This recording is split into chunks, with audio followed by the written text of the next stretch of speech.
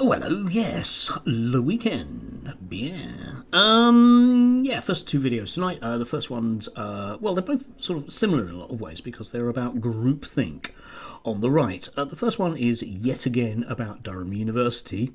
I'll leave this, it kind of speaks for itself in terms of the way that a debate is framed. You'll notice a very, very ordinary and concerned Durham student in this video. Protesting at Durham University as they demanded a safe and more inclusive campus. More than 300 students turned out to the demonstration after students who walked out of a speech by Spectator's associate editor Rod Liddle on the 3rd of December, where they were called pathetic by their principal, Professor Tim Luckhurst. Let's find out exactly what is going on at Durham University now with student Sophie Corcoran. Thank you so much for joining. Ah, yes. Sophie, a student at Durham. Yes, she is indeed, isn't she?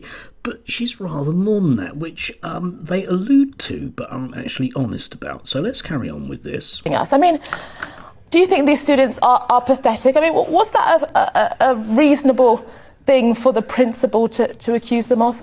Yeah, I think so. I don't think there's any question about that. They planned to walk out before the speech. Yeah, sorry, but quickly, but that's the absolute madness of it, right? Because, you know, it's like when people go to a comedy gig and they sit in the front row and they're like, I was offended from start to finish. Right, okay. The students, once again, I think it's about the third time this week I've said this, the students were not informed that Mr. Little was going to be speaking to them. They'd paid to be there. Now, it is just like, and therefore, going to a comedy gig, yeah? And if you are paying and somebody is basically being abusive to you, then you probably are going to walk out. And what Mr. Little said, I'll post up some of his comments verbatim here, you can make up your own mind, but they're basically abusive. A lot of people, when they went into the formal, didn't know even who Rod Liddle was. And then they walked out because other people were walking out, and then all of Yeah, they might well not have known who Rod Liddle was, but that doesn't mean necessarily that they should put up with someone being racist, sexist and transphobic. Yeah. I mean, there are loads of people that I know that are racist, sexist and transphobic, and I try and avoid them for obvious reasons. all of a sudden they're trying to sack one of our best principals. Like, I just don't see how that works personally. But one of the things that's really interesting is that in a matter of days, 400 students were able to organise. Why don't the students on campus that are pro-free speech or students that are sceptical of this, why aren't they organising in the numbers to show that these students don't represent students? Because we have this happen, which is quite a significant number. Then the press will all go, oh, these students, you know, they're all into cancel culture. But then there are students like yourself who don't agree. And why don't we see more organising from those who support free speech? Well, I think it was able to be organised so quickly because of the societies that are involved, and all of the student positions are run by lefty lunatics. They just are. Okay, there we have it. Yes. So the people that were upset about Rod Liddle were able to organise very effectively, whereas the people that really didn't mind him at all weren't, for some reason, and they're the majority, don't forget. So why weren't they able to organise? Oh, well, because these loony lefties were able to organise because they organise. Yes, they do. And, you know, maybe if the Conservative Party could, you know, learn a little bit from that, they'd actually have more than just Sophie as a young Conservative. She's a member of the Conservative Party. Like the president of the Durham Students' Union, Hal Jeremy Corbyn, as I quote, the white king, and said that any Conservatives should be dealt with by roadmen.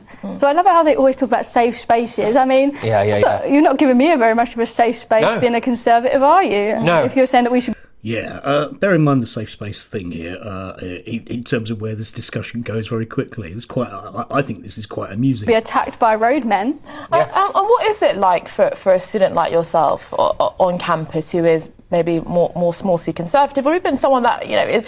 She's a big C Conservative. She's a member of the Conservative Party. She writes freely in the press that she's been a member of the Conservative Party since she was 16. She isn't a small C Conservative. And watching this, I'm sorry, but if you don't know who she is, or if you've not seen her before, you're going to think she's just a student. She isn't. She's a political activist who is on GB News once again with her bestie mate Patrick to say what they want her to say. That's the reason she's there.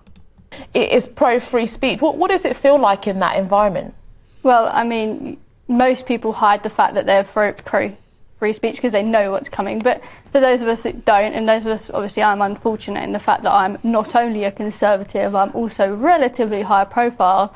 So I just stood no chance, really, when I got there. I mean, I've been shouted at in the streets. I've had people come up to me all the time. Talk to us a bit about that then.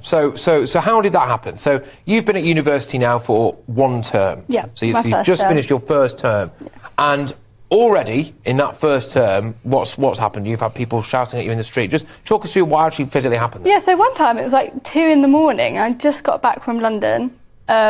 And I was just walking through with my headphones in, with my little suitcase, and some girl come up to me and she tapped me and she was like, "You're Sophie, aren't you?" And I was like, "Well, yes." And then she was like, "Oh, you're a transphobe." And she started screeching, you know, all of the lefty buzzword bingos that they can get out of the book, everything with ist and ism on the end. And she was just screaming at me down the street, and I was all the way down the other end of the street, and I could still hear this lass screaming. Right, okay, yes. Sounds like you're asking for a safe space there, doesn't it? She has a quite high profile, and again, you just have to type her in. There's another Sophie Corcoran, by the way, who's a journalist in Hull. It's not her. But this is her worst encounter, which is what sounds like a drunken student who recognised her at 2 a.m, who tapped her on the shoulder and then shouted at her as she walked off. And, okay, yes, perhaps that shouldn't happen, but bearing in mind that we're dealing with an incident where somebody is quite abusive to someone else, perhaps we could apply that to a certain Mr. Little, maybe? I was like, what? But the thing is, when we hear about university, we think this is meant to be a space for rigorous academic debate, you know, the clash of ideas in an intellectual way. And this is what all the stories we're hearing about it now. You hear more often than not students or even other academics against each other shutting down speech than opening up the space. I mean, doesn't that say something very sad about wider society? Yeah, and you actually mentioned something that I find quite interesting is that other academics, and now recently all of them at Durham have been turning on Tim. Like we've had so many emails of students from other academics. I mean, my favourite one was the head of biology, Patrick, you're going to love this, the head of biology stated that Rod Liddell's statements were flawed and offensive. The head of biology. Okay, so somebody who's a professor of biology, by definition, she doesn't agree with his definitions of gender. I'm sure as a first-term university student, her knowledge is infinitely better. But hey, we can just sneer at that, can't we? A bit like Mr. Little, we can just sneer at it, and there won't be an informed debate with her because she's made up her mind already that the science she wants to believe in is the science that's real.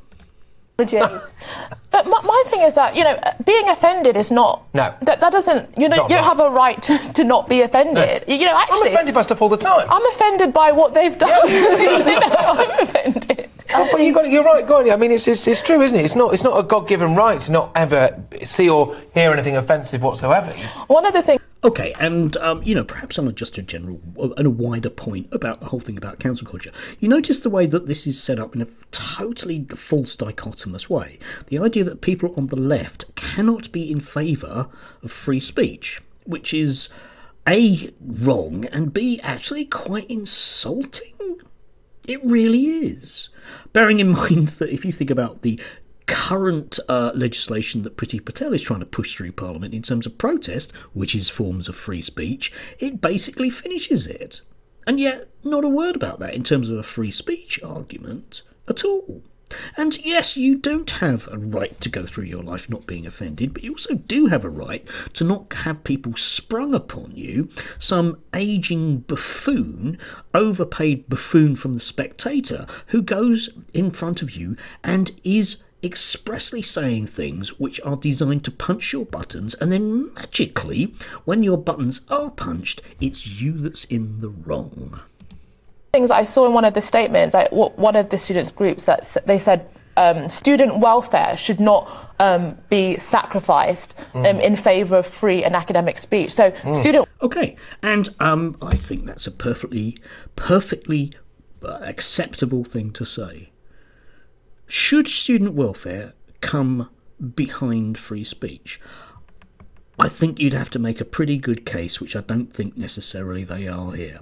Anyway, I won't play you the full amount of this because it just goes on in the simple fashion. Well, I mean, the key takeaways from this is Sophie, who is just a voice on a pair of legs that will say anything that is required of her.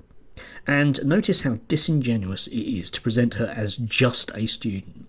She doesn't really have a lot of answers in terms of why it is that all of those people, that all of them at Durham University that agree with free speech, don't organise themselves in some way and, put forward a different viewpoint. Because let's face it, if GB News wasn't here, if Talk Radio wasn't here, she would have no platform for this stuff. She'd have to carry on writing those bit articles in the Mail. She's representative of who exactly? How many people under 25 are members of the Conservative Party? Yeah? I mean, you could fit them all in one room, couldn't you, basically, nationally? Yeah? She's representative of nobody, and her views are representative of nobody at all. And, for somebody that really thinks for herself so much, by God, she's got all of the phrases and everything else down to pat, yeah? How is it? I mean, if before I watched this, I knew exactly what she was going to say. It's guaranteed. Guaranteed. Anyway, I'll post up a few links. You can make of that what you will. Please do disagree with me. I love it when people disagree with me, because invariably they're right, of course.